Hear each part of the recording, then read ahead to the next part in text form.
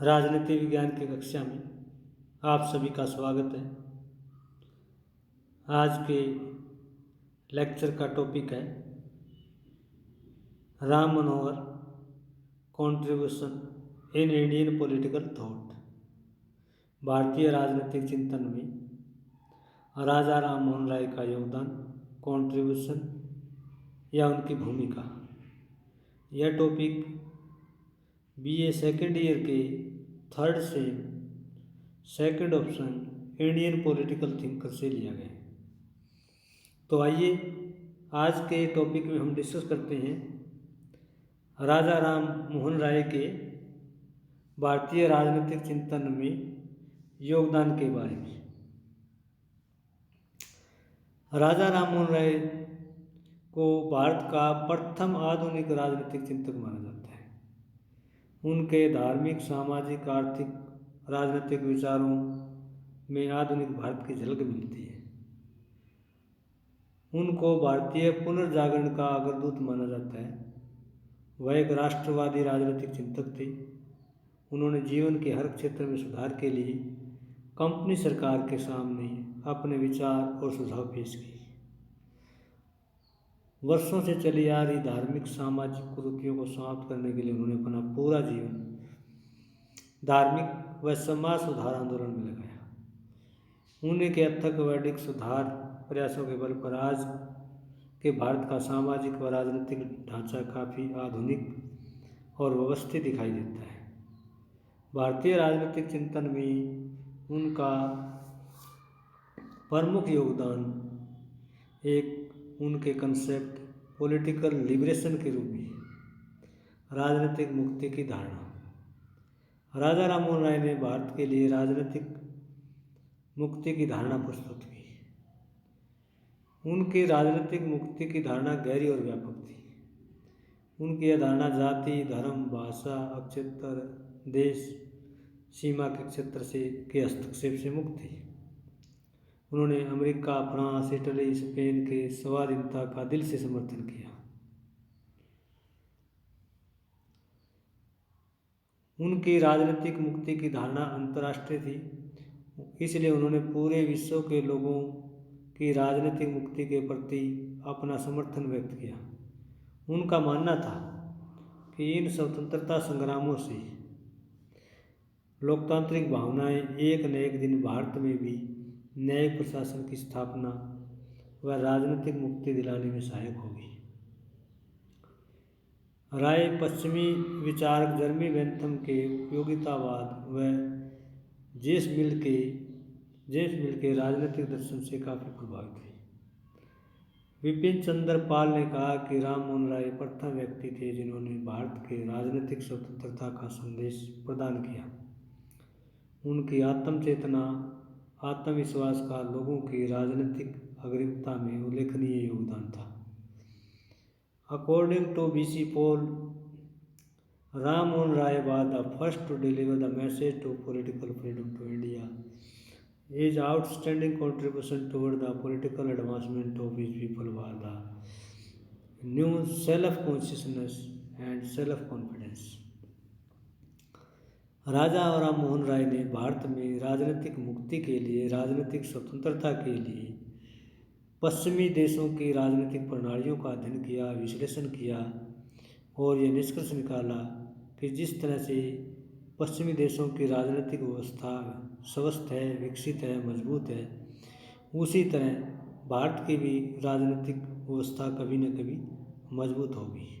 तो एक प्रकार से भारत के लोगों को राजनीतिक रूप से मुक्ति दिलाने के लिए, स्वतंत्र करने के लिए राजा राम मोहन राय का जो दृष्टिकोण था वो अंतर्राष्ट्रीयवादी था।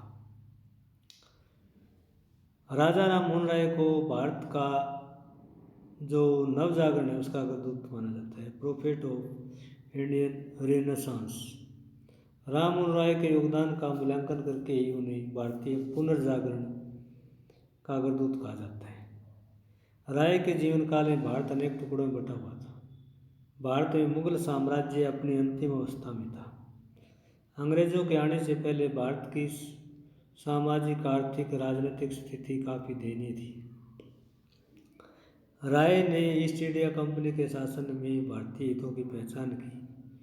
उन्होंने यह अनुभव किया कि पाश्चात्य शासन के पीछे एक ऐसी आधुनिक सभ्यता है जिसके संपर्क में आने से भारतीय सभ्यता, संस्कृति तथा औद्योगिक पुनर्निर्माण को पुनः सक्रिय बनाया जा सकता है।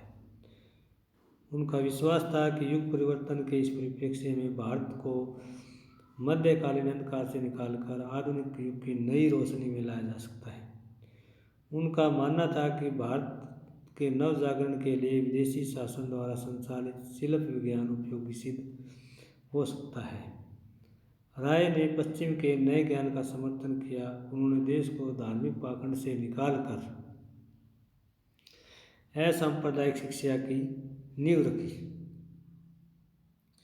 वे बाल्यकाल से ही धार्मिक रूढ़ियों के विरुद्ध रही हैं, प्रथाओं के विरुद्ध रही हैं। धार्मिक आडंबरों के विरोध के कारण ही उन्हें अपना घर परिवार त्यागना पड़ा। उनके माता पिता ने उनकी धर्म विरुद्ध धारणा को से दुखी होकर के उनको घर से निकाल दिया था।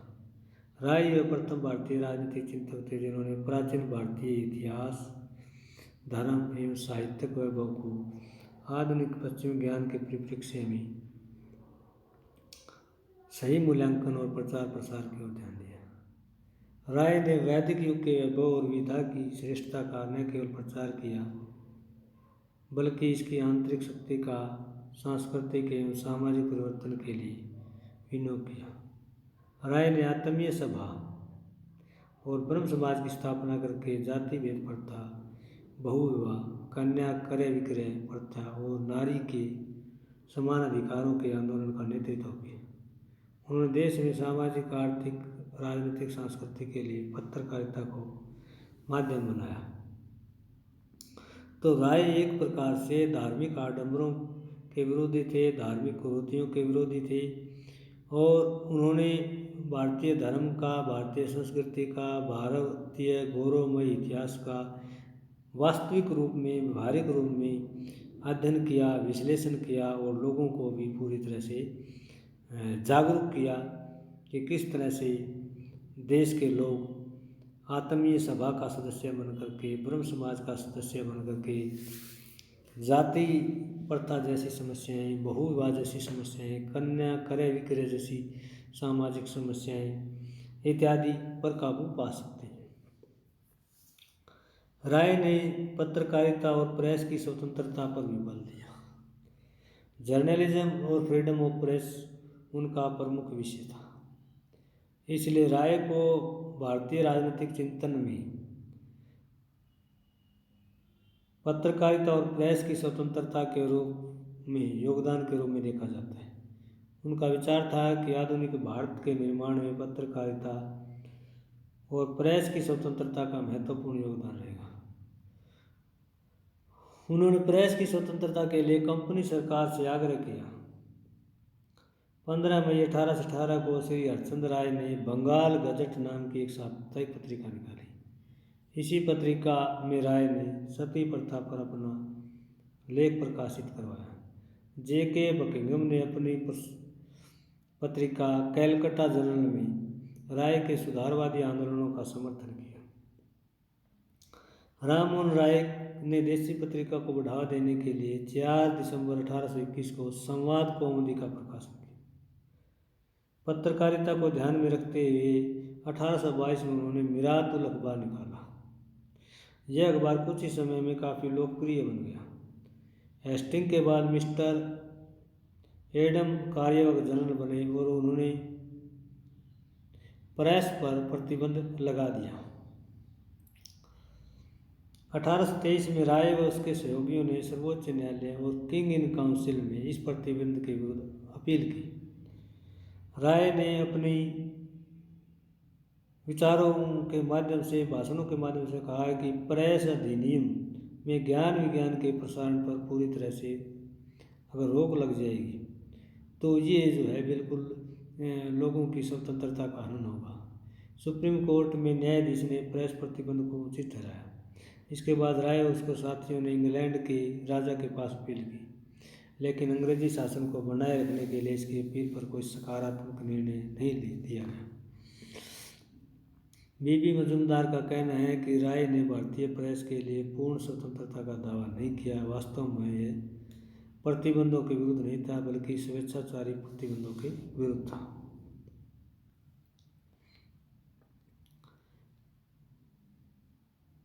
राजा राम मोहन राय का भारतीय राजनीतिक चिंतन में एक बड़ा योगदान सती प्रथा के अंत के रूप में भी है। राजा राम मोहन राय के प्रयासों के द्वारा ही भारत में हिंदू समाज में एक बहुत बड़ी कुरीति महिला विरुद्ध सती सिस्टम को एंड करने में बड़ा उनका योगदान रहा। राय के प्रयासों के बिना ब्रिटिश सरकार सती प्रथा का कानून द्वारा नहीं कर सकती थी। भारत में ब्राह्मणों ने सती प्रथा को धार्मिक आधार पर उचित किया। ब्राह्मणों ने हिंदू धर्म ग्रंथों का हवाला देकर राम मोहन राय के विरुद्ध दुष्प्रचार किया। सती प्रथा में हिंदू विधवा स्त्री को जबरन उसकी मृत पति की चिंता में जलाया जाता। जो विधवा स्त्री अपने मृत पति की चिता के साथ नहीं जलती थी, उसे समाज में अपमान में घृणा का जीवन जीना पड़ता था। एक कुलीन ब्राह्मण के घर जन्म लेकर भी सती प्रथा के अंत के लिए अथक संघर्ष करना बहुत बड़ी सामाजिक क्रांति थी। भारत में अनेक समाज सुधारकों ने सती प्रथा के अंत के लिए प्रयास किए, लेकिन कोई भी सफल नहीं हो सका। राम मोहन राय ने शमशान घाटों पर जाकर लोगों को इस प्रथा के विरुद्ध सचेत करने का प्रयास किया, लेकिन रूढ़िवादी हिंदुओं ने इसे नास्तिक और मुसलमान कहकर अपमानित किया। राम मोहन राय ने सती प्रथा के अंत के लिए बार बार ब्रिटिश शासकों से अपील की। उन्होंने हिंदू धर्म ग्रंथों के आधार पर भी इस प्रथा को अनुचित ठहराया और जनमत को सती प्रथा के विरुद्ध तैयार किया। सन 1818 में लॉर्ड विलियम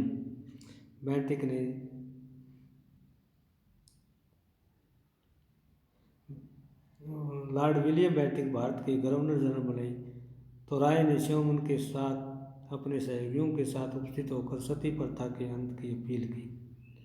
विलियम बेंटिक ने 4 दिसंबर 1829 को कानून बनाकर सती प्रथा को अवैध घोषित कर दिया।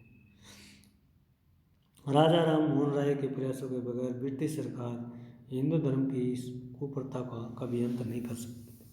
तो एक प्रकार से राजा राम मोहन राय ने भारत में महिलाओं के मान सम्मान के लिए, महिलाओं के बराबरी के हक के लिए, उनके जीवन के लिए, सशक्तिकरण के लिए हिंदू धर्म से एक बहुत बड़ी बुराई सती प्रथा का अंत करने में महत्वपूर्ण भूमिका निभाई।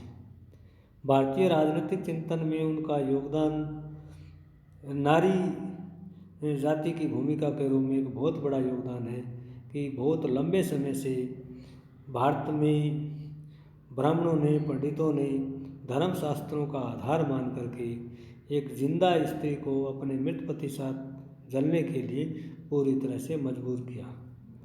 राजा राम मोहन राय अपने परिवार में अपनी भाभी के जिंदा जला दिए जाने के कारण घटना से पूरी तरह से द्रवित हो गए थे और उन्होंने शमशान भूमि में उसी दिन संकल्प ले लिया था कि एक दिन जो है हिंदू समाज से इस नारी विरुद्ध कुप्रथा का अंत करके ही वो जो है आराम लेंगे। तो इस प्रकार राजा राम मोहन राय के प्रयासों के द्वारा ही लॉर्ड विलियम बेंटिक के द्वारा सती प्रथा को भारत में गैर कानूनी ठहराया गया। राजा राम मोहन राय ने भारत में जातीय भेदभाव की भी निंदा की। कास्ट बेस्ड डिस्क्रिमिनेशन की क्रिटिसाइज के रूप में उन्होंने भारतीय राजनीतिक चिंतन को और ज़्यादा मजबूत किया, और ज़्यादा स्वस्थ किया, और ज़्यादा विकसित किया है। उनका विचार था कि भारत के राजनीतिक व सामाजिक पिछड़ेपन का एक बड़ा कारण जातीय भेदभाव है। उन्होंने अपनी प्रथम पुस्तक तोहफतुल मुहाजिरीन में जातिवादी मानसिकता की कड़ी आलोचना की। इस पुस्तक में उन्होंने कहा कि जातिवाद को त्याग कर सभी मानव हृदयों को प्रेम से जीतना ही परमेश्वर पर आधारित जितना ही परमेश्वर की भक्ति है। और उन्होंने एक पुस्तक जो वज्र सूची थी उसका भी अनुवाद किया। जाति निरपेक्ष विचारों के कारण ही उन्होंने इस पुस्तक का अनुवाद करके समाज में निःशुल्क बांटने का प्रयास किया। ताकि सभी व्यक्ति जान सके कि देश में जाति प्रथा की सच्चाई क्या है। राममोहन राय के केन उपनिषद के अंग्रेजी अनुवाद में जातीय भेदभाव पर तीखा व्यंग्य है। उन्होंने लिखा है कि एक हिंदू जाति सूर्योदय व सूर्यास्त के बीच एक बार खाना खा सकता है, किसी नाव या जहाज में नहीं। किसी दूसरी जाति द्वारा छुए भोजन को नहीं खा सकता और खाना खाते समय किसी दूसरे द्वारा विक्षोभ पैदा करने पर भी वह खाना नहीं खा सकता था। राय ने इस्लाम, ईसाईयत और बौद्ध धर्म के प्रभाव के कारण ही हिंदू धर्म में व्याप्त जाति व्यवस्था की घोर आलोचना की। कुलीन ब्राह्मण में जन्म लेने के बाद भी उन्होंने हिंदू धर्म की सामाजिक बुराई को समाप्त करने का प्रयास किया।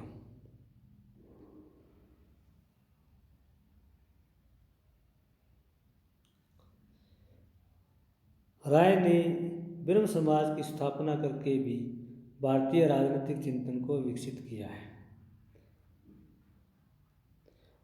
राजा राममोहन राय ने 1828 में सामाजिक कुरीतियों को समाप्त करने के लिए राजनीतिक समस्याओं के समाधान के लिए ब्रह्म समाज की स्थापना की। ब्रह्म समाज के द्वारा उन्होंने समाज सुधारकों को इकट्ठा किया। ब्रह्म समाज के सदस्यों ने संवाद कौमुदी पत्रिका में समाज सुधार के अनेक लेख लिखे। दूसरी ओर इन्होंने ब्रह्म समाज के विरोध में धर्म सभा का गठन किया। ब्रह्म समाज के द्वारा राममोहन राय ने एकेश्वरवाद की पूजा पर बल दिया। उनके विचार में एक सच्चे ईश्वर की उपासना के लिए ब्रह्म समाज सभी संप्रदायों का मिलन स्थल है। राजा राममोहन राय के बाद द्वारकानाथ टैगोर के पुत्र देवेंद्रनाथ टैगोर ने ब्रह्म समाज की शिक्षाओं का प्रचार प्रसार किया। राममोहन राय की रचनाओं का दोबारा प्रकाशन किया गया। राममोहन राय की रचनाओं से प्रेरित होकर के उनका दोबारा प्रकाशन किया गया। ब्रह्म समाज के द्वारा देश में धार्मिक आडंबरों व अंधविश्वासों को दूर करने का उन्होंने आजीवन प्रयास किया।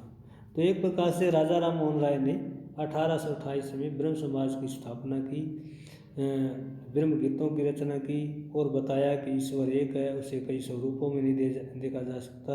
मूर्ति पूजा कोरा अंधविश्वास है, कोरा पाखंड है। समाज के सभी लोगों को मिलजुल करके ब्रह्म समाज का सदस्य बनना चाहिए और एक जो निराकार ब्रह्मा है उसी की पूजा करनी चाहिए। राय ने धर्म के तार्किक दृष्टिकोण पर भी बल दिया। Logical approach of religion. उनका कहना था कि प्रत्येक व्यक्ति को धर्म के प्रति तर्कशील दृष्टिकोण रखना चाहिए। राय अंधविश्वासों परंपराओं के तर्क के आधार पर धार्मिक मान्यताओं की जांच करना चाहते थे। उनका विचार था कि धार्मिक मामलों में हमें सहज ज्ञान से ही रहस्यों और चमत्कारों पर विश्वास नहीं करना चाहिए। धर्म से जुड़े हर चमत्कार व रहस्य अनुयायियों को भ्रमित करने और धार्मिक विश्वासों को उसी रूप में मानने की ओर प्रेरित करते हैं।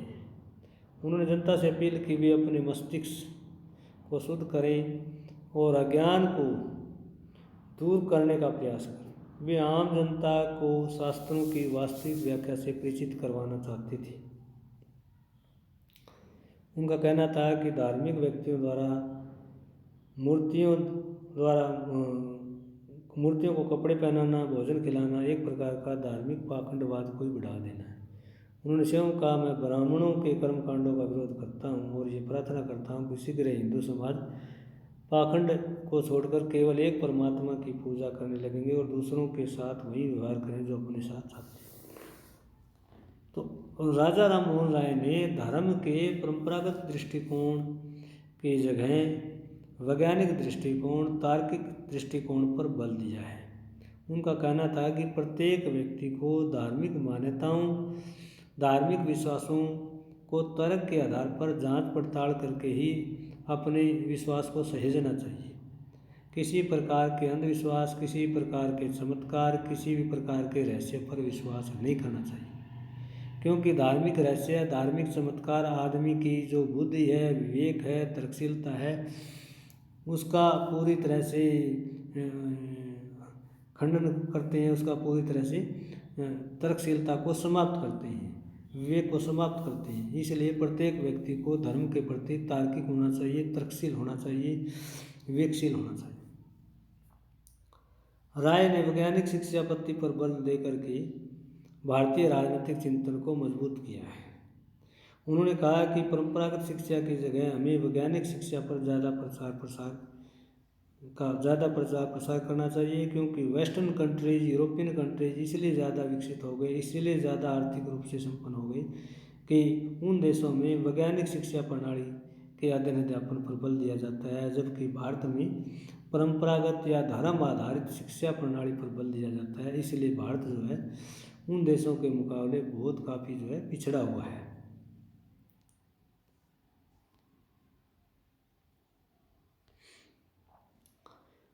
राजा राम मोहन राय परंपरागत शिक्षा प्रणाली के विरुद्ध थे और उन्होंने सभी भारतीयों को आधुनिक शिक्षा प्रणाली अपनाने की आवश्यकता पर ध्यान देने को कहा। उन्होंने भारत में गणित, तर्कशास्त्र, प्राकृतिक विज्ञान, जीव विज्ञान, रसायन विज्ञान तथा भौतिकी इत्यादि विषयों में अध्ययन अध्यापन की जरूरत पर बल दिया। उनका कहना था कि भारत में वैज्ञानिक शिक्षा के प्रचार प्रसार के लिए यूरोपीय शिक्षकों की नियुक्ति की जाए। उनका मानना था कि वैज्ञानिक शिक्षा प्रणाली से भारत का औद्योगिक विकास होगा, वैज्ञानिक शिक्षा प्रणाली से भारतीयों में आत्मविश्वास होगा। राय ने स्त्रियों के भी अधिकारों का समर्थन किया। राय ने स्त्रियों के सशक्तिकरण के लिए स्त्रियों के समान अधिकार के मुद्दे उठाकर के एक प्रकार से भारतीय चिंतन प्रणाली को और ज़्यादा मजबूत किया है, विकसित किया है, संवर्धित किया है। राय का मानना था कि भारत में स्त्रियों की दयनीय दिशा का एक बड़ा कारण पुरुष संपत्ति में स्त्री अधिकार का न होना है। स्त्रियों का आर्थिक रूप से अपने पति व पिता पर निर्भर रहना ही उनकी सामाजिक व आर्थिक स्थिति को कमजोर करता है। उन्होंने हिंदू धर्म के उन नियमों और मान्यताओं की आलोचना की जिसमें संपत्ति पर पुरुषों के अधिकार की अपेक्षा कि हमेशा ही स्त्रियों के अधिकारों की अनदेखी करके उनका जीवन जो है नारकी बना दिया है। उन्होंने अपनी पुस्तक modern encroachment on the ancient women in India में लिखा कि माँ को अपने पुत्र की संपत्ति के बराबर पति की संपत्ति में आधा हिस्सा होना चाहिए और स्त्री को 1/4। यानी एक प्रकार से राजा राम मोहन राय ने कहा कि भारत में महिलाओं के पिछड़ेपन का, महिलाओं की दयनीय स्थिति का, महिलाओं के उत्पीड़न का एक बड़ा आधार जो है उनकी कमज़ोर आर्थिक स्थिति है। महिलाओं की कमज़ोर आर्थिक स्थिति उसे जो है पुरुष निर्भरता की ओर आकर्षित करती है। राय का कहना था कि महिलाओं को आत्मनिर्भर बनाने के लिए उनकी स्थिति पुरुषों की समकक्ष करने के लिए ज़रूरी है कि पिता और पति की प्रॉपर्टी में पूरी तरह से महिलाओं का हिस्सा होना चाहिए, तभी जो है महिलाएं आर्थिक रूप से आत्मनिर्भर बनेगी, पुरुषों के समकक्ष अपने अधिकारों को प्राप्त कर सकेगी। राजा राम मोहन राय ने स्वतंत्रता की धारणा का समर्थन करके भी भारतीय राजनीतिक चिंतन को विकसित किया है। वे बचपन से ही स्वतंत्रता के समर्थक थे। उनके मित्र एडम ने उनकी स्वतंत्र चिंतन के बारे में लिखा है, वह स्वतंत्र होगा या नहीं, स्वतंत्रता के प्रति उसका प्रेम उसकी आत्मा की सबसे प्रबल अनुभूति है, मात्र कर्म से ही नहीं बल्कि विचारों से भी। स्वामी विवेकानंद सामाजिक, राजनीतिक, धार्मिक चिंतन में हमेशा स्वतंत्रता के आदर्श को सर्वोपरि रखा है। उनकी स्वतंत्रता की धारणा पश्चिमी दार्शनिकों से प्रभावित थी। वे स्वतंत्रता संबंधी विचारों का तर्कसंगत ढंग से प्रस्तुत करने में कभी नहीं चूकते थे। वे बौद्धिक स्वतंत्रता को मनुष्य का मूल अधिकार मानते थे। वे चाहते थे कि प्रत्येक व्यक्ति को स्वतंत्र चिंतन मनन का अधिकार होना चाहिए। राम मोहन राय अमेरिकी स्वतंत्रता संग्राम और फ्रांसीसी क्रांति से बहुत ज़्यादा प्रभावित हुए। उन्होंने स्वशासन के अधिकार व स्वतंत्रता संग्राम के प्रति सहानुभूति व्यक्त की। मिस्टर बकिंघम को लिखे एक पत्र के द्वारा उन्होंने तानाशाही समर्थकों के प्रति घृणा और भविष्य में मानव मुक्ति के लिए संघर्ष करने का आह्वान किया। तो इस प्रकार राजा राम मोहन राय बचपन से ही स्वतंत्र प्रकृति के थे। इसलिए उन्होंने अपने माता पिता की धार्मिक प्रवृत्ति के कारण अपने स्वतंत्र विचारों को प्रबल रखने के लिए अपना घर बार छोड़ दिया और समाज को एक नई दिशा देने के लिए उन्होंने हमेशा स्वतंत्रता संबंधी विचारों का समर्थन किया। एक ब्राह्मण परिवार में जन्म लेने के बाद भी उन्होंने ब्राह्मणों के द्वारा फैलाए जा रहे अंधविश्वास, मान्यताएं, रहस्यवाद चमत्कारिक शक्तियों का पूरी तरह से पर्दाफाश किया है। मूर्ति पूजा का उन्होंने घोर विरोध किया है। तो एक प्रकार से राजा राम मोहन राय ने अपने स्वतंत्र और प्रखर विचारों के द्वारा भारतीय राजनीतिक चिंतन में स्वतंत्रता की नई धारणा जो है प्रस्तुत की है, और उनकी इस धारणा से भारतीय राजनीतिक चिंतन प्रणाली काफ़ी मजबूत हुई है।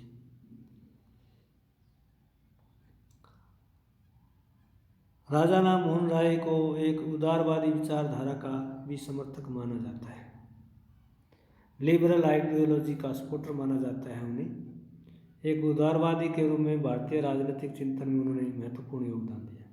वे अंग्रेजों की न्यायप्रियता में विश्वास करते थे। उन्होंने अपने उद्देश्यों की पूर्ति के लिए कभी हिंसक और असंवैधानिक साधनों का सहारा नहीं लिया।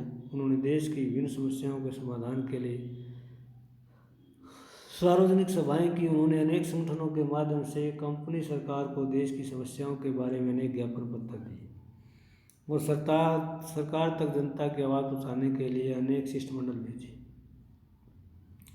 उन्होंने समाचार पत्रों पत्रिकाओं के माध्यम से देश की सामाजिक आर्थिक धार्मिक परिस्थितियों के बारे में तत्कालीन सरकार को अवगत कराया। उनका विचार था कि अंग्रेजी शासन कुशल व न्यायप्रिय है। देश की समस्याओं के समाधान के लिए एक उदारवादी दृष्टिकोण अपनाने पर उन्होंने बल दिया। राम मोहन राय के उदारवादी दृष्टिकोण के कारण ही अंग्रेजी सरकार उनके प्रशंसा की पात्र बने। तो एक प्रकार से राजा राम मोहन राय के उदारवादी दृष्टिकोण ने भारतीय राजनीतिक चिंतन को मजबूत किया है, स्वस्थ किया है, समर्थित किया है।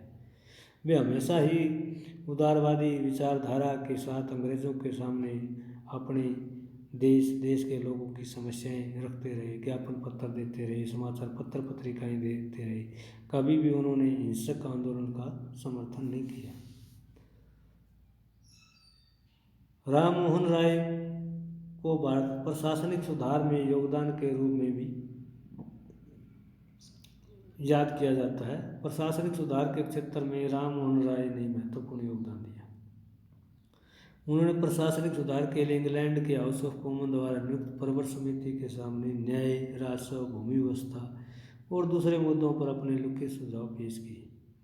राय ने देश में फैले भ्रष्टाचार के विरोध में स्पष्ट रूप से साहस के साथ एक और सुधार के रूप में समस्याओं का व्यवहारिक समाधान प्रस्तुत किया। उन्होंने सुझाव दिया कि जनसंख्या को ध्यान में रखते हुए न्यायाधीशों और मजिस्ट्रेटों की बहुत कमी है और समय पर न्याय नहीं मिलता। आम लोगों को न्यायालयों पर विश्वास नहीं रहता। न्यायिक प्रशासन के बारे में उन्होंने सुझाव दिया कि दूरवर्ती क्षेत्रों के लिए लघु न्यायालय की स्थापना की जाए। उन्होंने सुझाव दिया कि दूरवर्ती क्षेत्रों के लिए लघु न्यायालय की स्थापना की जाए। एक प्रकार से भारत में उन्होंने प्रशासनिक सुधार से संबंधित सुझाव पेश किए और इन सुझावों ने भारतीय राजनीतिक चिंतन को विकसित किया, भारतीय प्रशासनिक चिंतन को विकसित किया, भारतीय राजनीतिक चिंतन प्रणाली को समर्थित किया। तो राजा राम मोहन राय का भारतीय राजनीतिक चिंतन प्रणाली में बहुत बड़ा योगदान रहा है। आज भी भारत में उनको एक प्रथम आधुनिक राजनीतिक चिंतक के रूप में जाना जाता है। देश से सती प्रथा को समाप्त करने के लिए, देश से सामाजिक कुरीतियों को समाप्त करने के लिए, सामाजिक आडंबरों को समाप्त करने के लिए, धार्मिक अंधविश्वासों को समाप्त करने के लिए, उदारवादी चिंतन के लिए, आधुनिक सोच के लिए, वैज्ञानिक शिक्षा प्रणाली के लिए, तर्कशील अध्ययन के लिए, विवेकपूर्ण अध्ययन के लिए, देश के आर्थिक विकास के लिए आधुनिक शिक्षा प्रणाली के समर्थन के रूप में भारतीय राजनीतिक चिंतन में उनका बहुत बड़ा योगदान है। तो आज का ये लेक्चर भारतीय राजनीतिक चिंतन में राजा राम मोहन राय के योगदान क्या है, भारतीय राजनीतिक चिंतन में उनकी किस प्रकार की भूमिका रही है, भारतीय राजनीतिक चिंतन को उन्होंने कैसे मजबूत किया, कैसे समर्थित किया, कैसे भारतीय राजनीतिक